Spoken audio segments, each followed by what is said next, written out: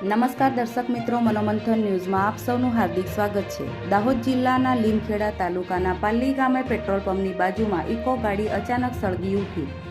લીમખેડાથી પીપલો તરફ જતા પાલ્લી ગામે પેટ્રોલ પંપની બાજુમાં ઇકો ગાડી અચાનક સળગી ઉઠતા નાસભાગ મચી જવા પામી હતી, જેને લઈને આજુબાજુમાંથી પસાર થતા વાહન ચાલકોમાં ભયનો ફેલાયો થયો।